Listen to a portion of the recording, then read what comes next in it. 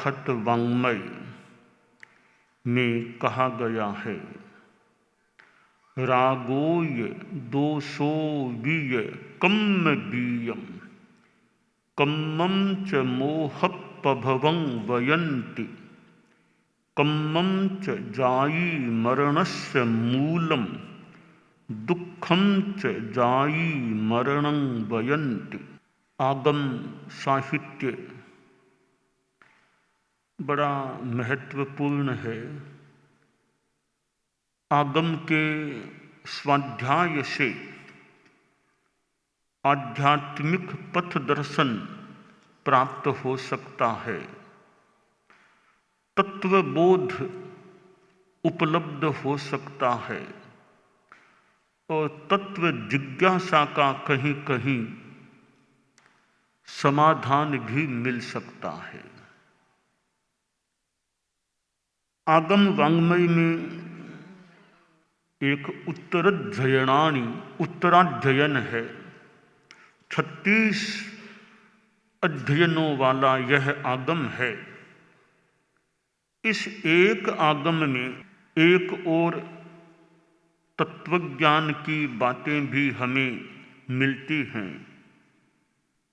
तो दूसरी ओर आध्यात्मिक साधना के निर्देश तत्व मिलते हैं। जैसे 32वां अध्ययन है, 10वां अध्ययन है। इनसे आध्यात्मिक साधना का संदेश लिया जा सकता है। 29वां अध्ययन है, मानो प्रश्नोत्तर या जिज्ञासा समाधान का क्रम है। कितने प्रश्न और उनके उत्तर, और फिर कुछ घटना या कथानक के रूप में भी वर्णन है। 36वें अध्ययन में जहाँ तत्वबोध की बातें हैं, 28वें अध्ययन में भी तत्वज्ञान की बात और परिसहों को सहन करना, साधु को संदेश देने वाला दूसरा अध्ययन है। विनय का शिक्षण देने वाला पहला अध्ययन है और बहुश्रुत की गरिमा को मंडित करने वाला और बताने वाला 11वां अध्ययन है। यूँ ये 36 अध्ययन है, जहाँ लेस्या के संदर्भ में भी हमें एक अध्ययन में बात मिलती है, ब्रह्म साधना के संदर्भ में बात। तो यह आगम वाङ्मय है। उसी का एक यह श्लोक है, उत्तराध्ययनानि का ही है, 32वें अध्ययन का है कि रागोय दोषो वीय कम्म बीयम। हमारी चेतना में राग और द्वेष के भाव अनंत काल से परिणत हुए हैं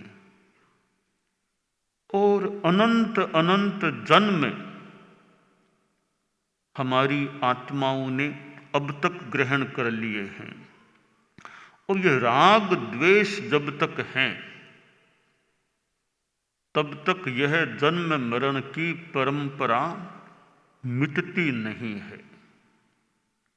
कम्मं च जायी मरणस्य मूलम, कर्मों का बंध, पाप कर्म का बंध राग द्वेष के कारण से होता है। यह कर्म का बीज है, राग और द्वेष।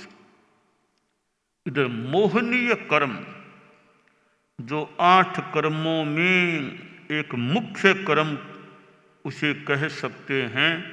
जितना भी पाप आत्मा के लगता है, उसका रेस्पॉन्सिबल, उसका जिम्मेवार मोहनीय कर्म होता है। और यह कर्म है जन्म मरण का मूल है। मोहनीय कर्म को हम राग और द्वेष में मुख्यतया देख सकते हैं। राग द्वेष नहीं रहेंगे, क्षीण हो जाएंगे, मोहकर्म रहेगा ही नहीं। तो हमारी आत्मा में ये कसाय, कोह, मान, माया, लोभ क्रोध, मान, माया, लोभ। 2 शब्दों में कहें तो राग द्वेष, 4 शब्दों में कहें तो क्रोध, मान, माया, लोभ, 1 शब्द में कह दें तो कषाय। तो यह जो विकृति है वो मोहनीय कर्म पैदा करता है। विकृति से हम प्रकृति में आ जाएं, स्वभाव में आ जाएं, न राग न द्वेष, दृष्टा भाव, ज्ञाता भाव, प्रियता अप्रियता के संवेदनों से मुक्त रहने का अभ्यास। जैन शासन में धर्म के लिए कहा गया अहिंसा संयमो तवो, कि धर्म उत्कृष्ट मंगल है, अहिंसा संयम तप। अहिंसा धर्म है, संयम धर्म है, तप धर्म है। ये सारा धर्म इन 3 शब्दों में और 1 चरण में मानो समाविष्ट हो गया। इन 3 के सिवाय और कोई आध्यात्मिक धर्म संभवतः अवशेष नहीं रहता है। धम्मो मंगल मुक्तित्थम अहिंसा संयमो तवो देवावि तंग नमं संति जस्य धम्मे सया मनो, कि धर्म उत्कृष्ट मंगल है। धर्म से बड़ा दूसरा कोई मंगल नहीं दुनिया में, और वह धर्म है अहिंसा, संयम और तप। तो धर्म की साधना, हमारे 5 महाव्रत जो बताए गए हैं अनगार धर्म में, सर्व प्राणातिपात विरमण पहला महाव्रत, सर्व मृषावाद विरमण दूसरा महाव्रत, सर्व अदत्ता दान विरमण तीसरा महाव्रत, सर्व मैथुन विरमण चौथा महाव्रत, और सर्व परिग्रह विरमण यह 5वां महाव्रत। संक्षेप में कहें तो अहिंसा, सत्य, अस्तेय, ब्रह्मचर्य, अपरिग्रह, ये 5 जो अनकार धर्म के अंतर्गत महाव्रत हैं। इनकी कोई अच्छी साधना करता है, गृहस्थ अनुव्रतों की अच्छी साधना करता है, तो धर्म एक सीमा में तो आ गया। यह अहिंसा, सत्य, अचौर्य, ब्रह्मचर्य, अपरिग्रह ये संकल्प हैं, ये त्याग अभिग्रह लिए हुए हैं, इनकी अच्छी साधना है। एक साधु महाव्रतों की अच्छी साधना करता है, समितियों गुप्तियों की, इरिया समिति आदि 5 समितियां, मनोगुप्ति, वाग गुप्ति, काय गुप्ति, गुप्ति, इनकी अच्छी साधना है, वह महान साधक होता है। क्योंकि जीवन भर झूठ न बोलने का संकल्प कितना बड़ा, जीवन भर झूठ न बोलने का संकल्प कितना बड़ा नियम है। जीवन भर चोरी नहीं करना, ये जो 5 महाव्रत हैं, यह बहुत बड़ी संपदा होती है। ये नियम जो साधु पाल लेकर के पालता है तो दुनिया का बहुत बड़ा आदमी है वे। और तो बड़े राजा महाराजा को बड़ा आदमी हम एक दृष्टि से कह सकते हैं, राष्ट्रपति, प्रधानमंत्री, बड़े राजनीति में लोग हो सकते हैं, परंतु वे भी साधु के सामने झुक जाते हैं। इसका मतलब साधु और भी कोई बड़ा आदमी है, त्याग है वह बड़ा आदमी है। वह बात मैं कभी कभी कहा करता हूँ। वो लड़का एक सन्यासी के पास चला गया और जाकर बोला, बाबा बहुत दुखी हूँ, बहुत दुखी हूँ, कृपा करो, वरदान दो, वरदान दो, बहुत दुखी हूँ। क्या दुख है?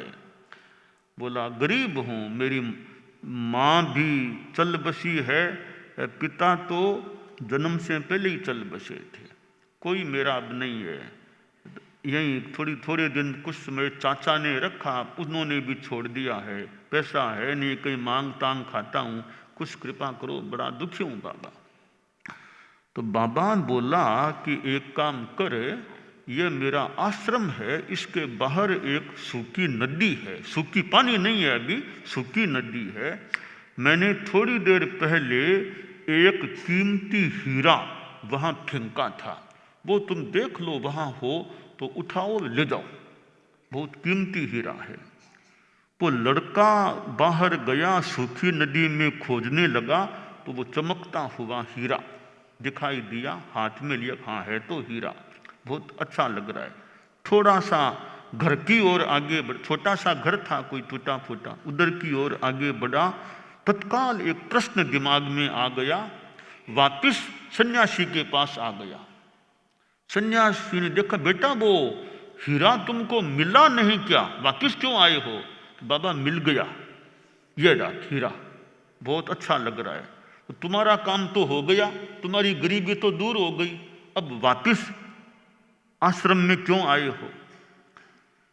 लड़का बोला, बाबा यूं गरीबी तो मान लूं दूर हो गई है, एक प्रश्न पैदा हो गया, उसका उत्तर मांगने आया हूं या जानने आया हूं।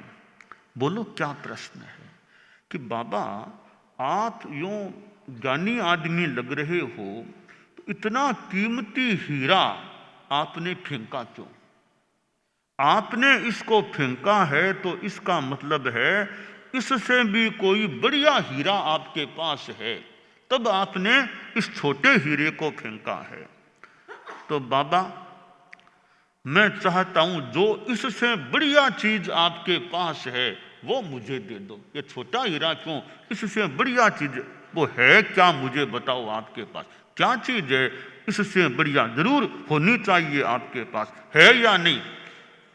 सन्यासी बोला है। आप फरमाओ वो कौन सी चीज है?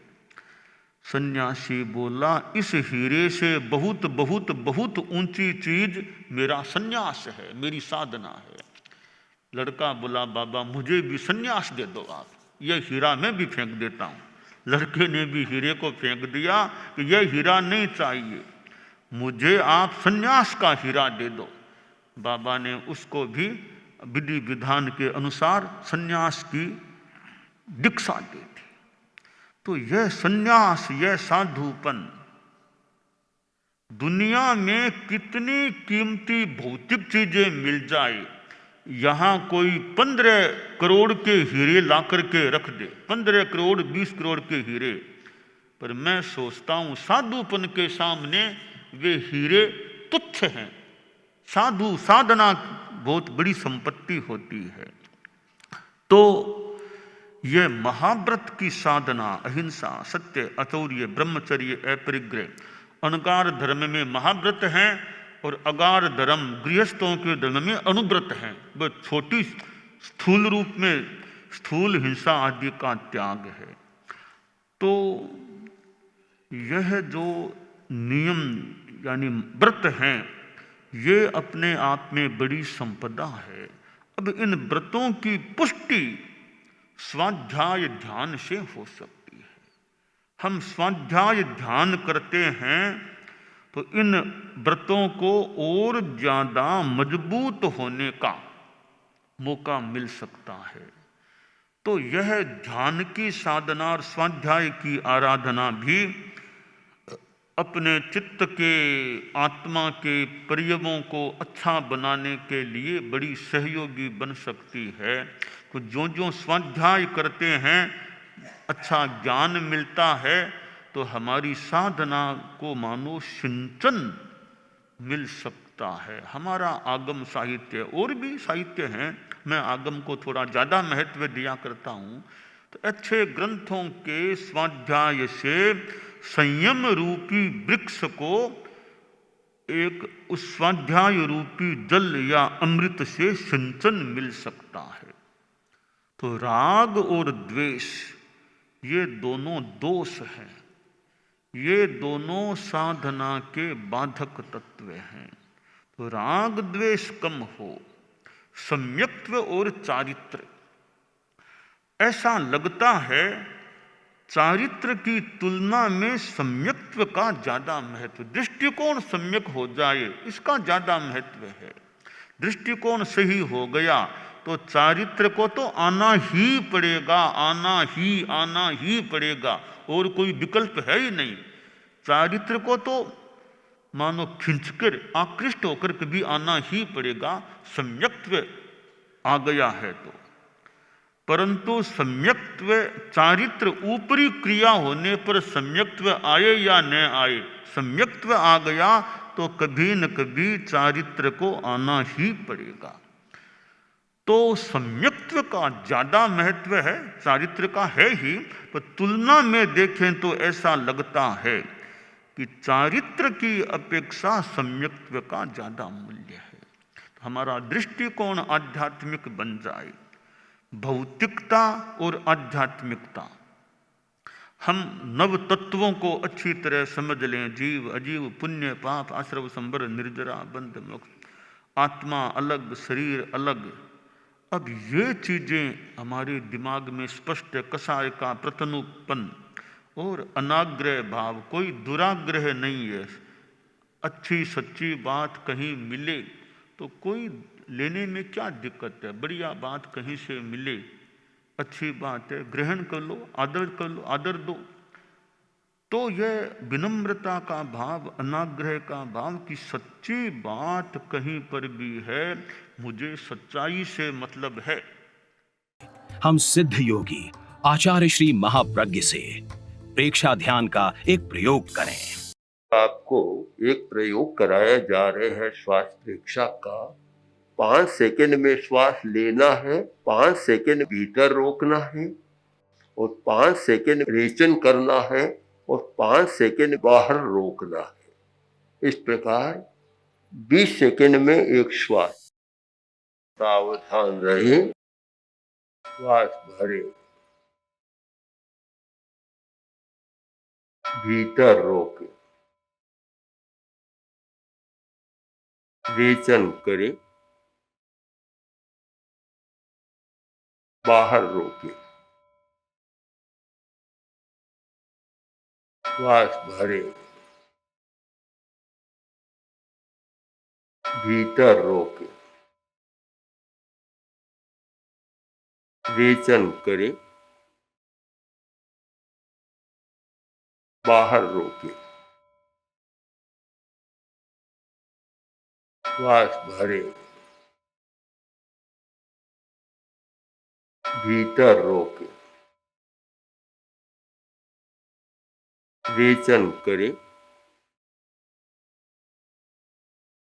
बाहर रोके,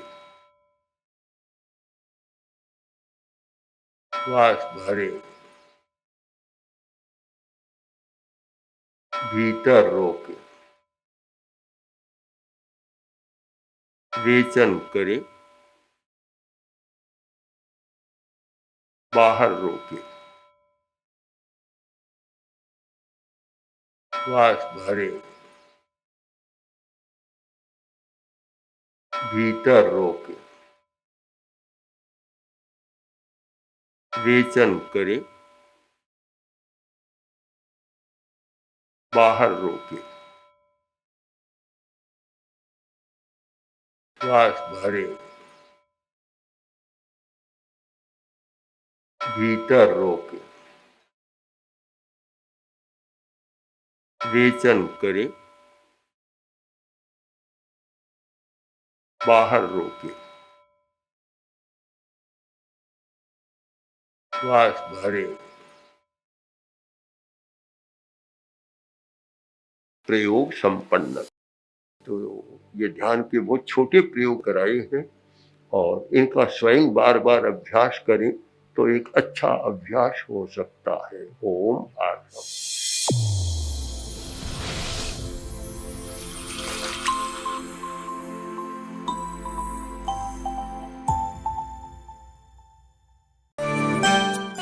एकाग्रता, तन्मयता, अपने आप को मंगलमय अनुभव करते हुए नमो अरहंताणम, नमो सिद्धाणम, नमो आयरियाणम, नमो उवज्झायाणम, नमो लोए सब्बसाहूणम। एसो पंचणमुक्कारो सब्ब पाव पणासणो मंगलाणं च सब्बेसिं पढ़मं हवइ मंगलम। चत्तारि मंगलम अरहंता मंगलम सिद्धा मंगलम साहू मंगलम केवलिपन्नत्तो धम्मो मंगलम।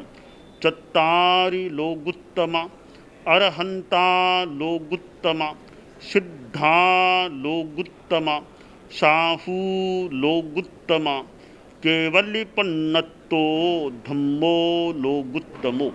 चत्तारि शरणं पवज्जामि अरहन्ते शरणं पवज्जामि सिद्धे शरणं पवज्जामि साहू शरणं पवज्जामि केवलिपन्नत्तं धम्मं शरणं पवज्जामि। धम्मो मंगलमुक्किट्ठम् अहिंसा संजमो तवो देवावितं नमंसन्ति जस्य धम्मे सयामणो। च इत्ता भारहं वासं चक्रवट्टी महिद्धियो सन्ति सन्ति करेलोए पत्तो गइमणुत्तरं देवदानवगन्धर्वा जख रक्षस किन्नरा बंभयारिं नमंसन्ति दुःकरं जे करन्ति तम्। मंगलं भगवान् वीरो मंगलं गौतमो गणी मंगलं स्थूलभद्राद्यः जैन धर्मोस्तु मंगलम। मंगलम मतिमान भिक्षुः मंगलम भारमल्लकः मंगलम रायचंद्राद्या मंगलम तुलसी गुरुः महाप्रज्ञोस्तु मंगलम तेरा पंथोस्तु मंगलम। विघ्न हरण मंगल करण स्वामी भिक्षुनो नाम गुण ओळख समरण किया सर अचिंत्या काम। विघ्न हरण मंगल करण स्वामी भिक्षुनो नाम गुण ओळख समरण किया सर अचिंत्या काम।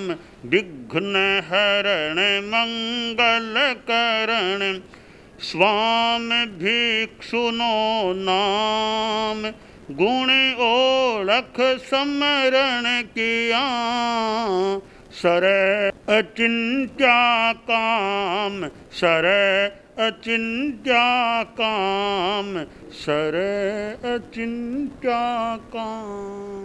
एक दिवसीय त्याग आज के लिए धारणानुसार त्याग है।